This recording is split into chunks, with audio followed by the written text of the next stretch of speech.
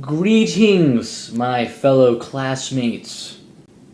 It's been much too long since we've last spoke together, and I think it's time to really break the barriers of togetherness. So I'm doing an oral report. Isn't that something that happened to Bill Clinton? I'm doing an oral report over this book, Eleanor in Park. I just now noticed that I am doing really well on the camera angle thing, so I'm just going to keep that up for the rest of the video. Anyway, we are back to the book. Okay, Eleanor in Park is a love story. Yes, I know, you would think, Brett, you're straight. Why are you reading love stories by yourself? Because I am a lonely individual. No, but really, this book is actually very good, and it's not just about love, but it's about, being a person and stuff, and I'll get to that later. So I would first like to address who wrote such an incredible novel as this book that actually made it to the Best Book of the Year, New York Times bestseller, whatchamacallit thing. And the beautiful answer to this beautiful question is, of course, Rainbow Rowell. Yes, it's very complicated as a name, sure, but Rainbow is fun and hippie-ish and sweet, and I think she's like in her 20s, so Mr. Huber, don't shy away from those kind of things, okay? Although it's not entirely sure where the book was written or where it's even taking place at some points, it is very clear that this book is written in 1986. I mean, the actual book was written this year, or it published this year, but I mean the setting of the story is in 1986, and it's very evident by the fact that their technology is super crappy throughout the whole book. They have these, what do you call them? The cassette tapes. Holy crap, are those still a thing? Where would you even go to get a cassette tape, fixed or something? Would you have to go to that one shed in the woods with the guy who has 3 teeth? And he's not even really babying those teeth, but he knows how to fix a cassette tape like no one else. We're straight off topic. I'm not even really sure what's going on at this point. But the book was published in 2013, not 2014, as I had said 3 seconds ago. I was wrong. That past me is wrong. Listen to the future me, because I am very much right.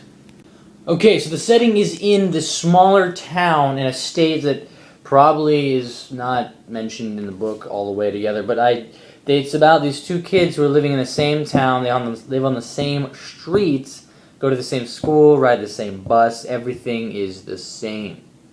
Except for the fact that the 2 main characters are not the same person. They are 2 very different people living 2 very different lives, which probably is what elicits the attraction between them at the very start of it all, is the mystery and the aura of being different people. So there are 2 main characters in this novel, one of them being the boy, who is Park.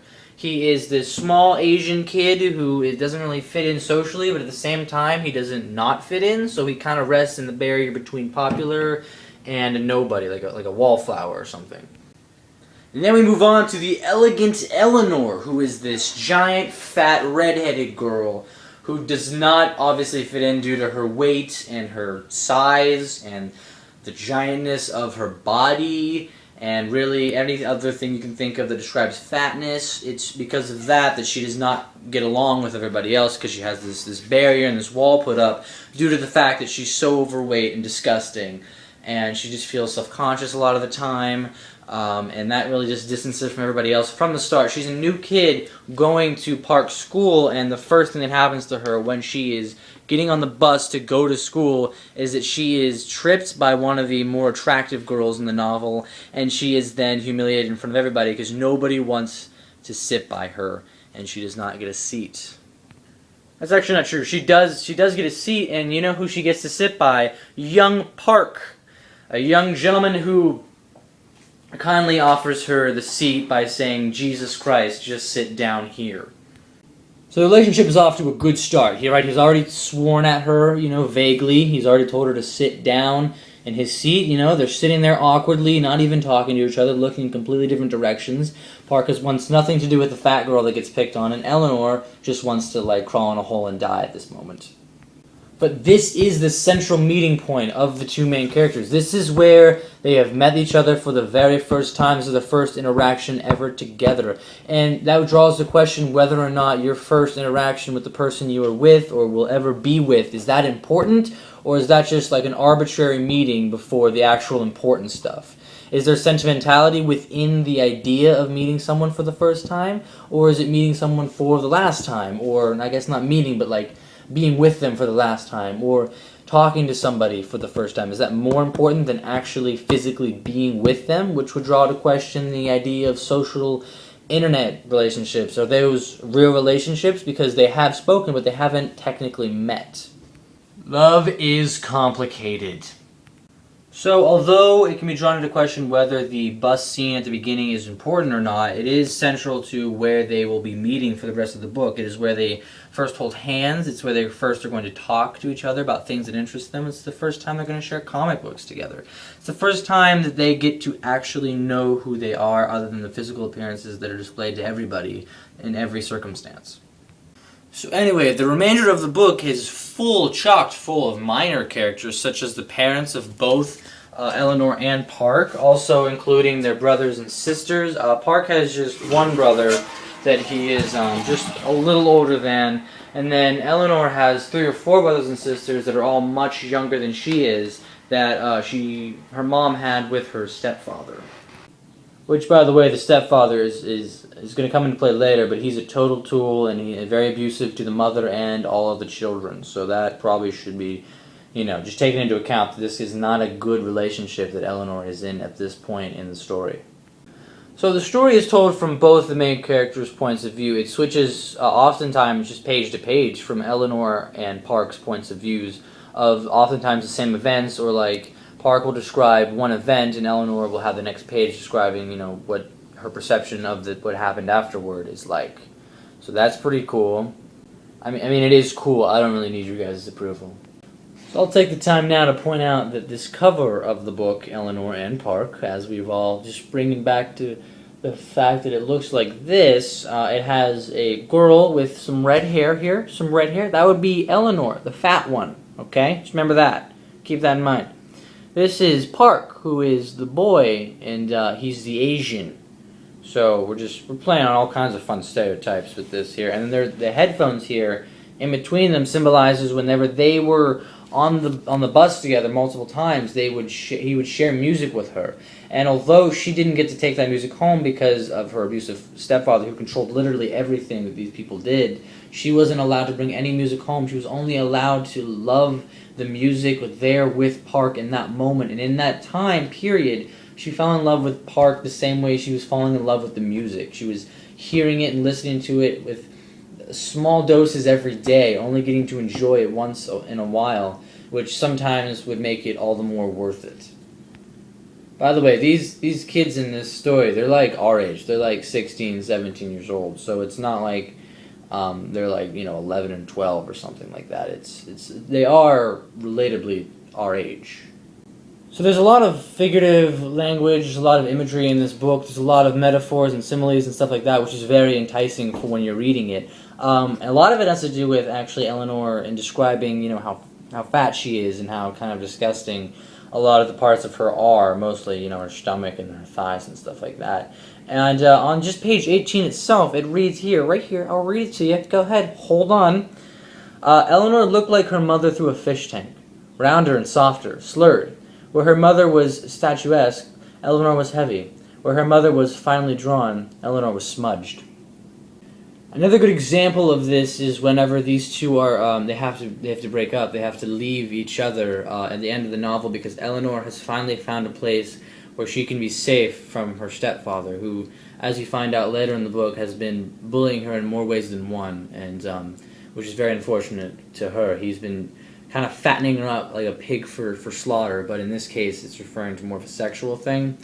So yeah, I mean, just keep that in mind, okay?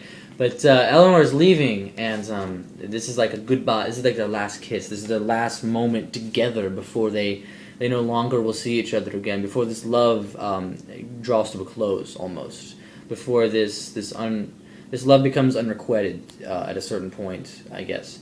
And here's what it says. This is from This is from Eleanor's point of view, and it'll switch from Park to Eleanor to Park. The first time he held her hand, it felt so good that it had crowded out all the bad things. It felt better than anything had ever hurt. Eleanor's hair caught fire at dawn. Her eyes were dark and shining, and his arms were so sure of her. The first time he touched her, he'd known.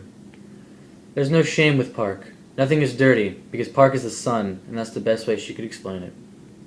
So yeah, nailing it on the figurative language there, okay? That's pretty fun. That's pretty interesting stuff to read, especially when you're alone at night crying and stuff. I wouldn't know.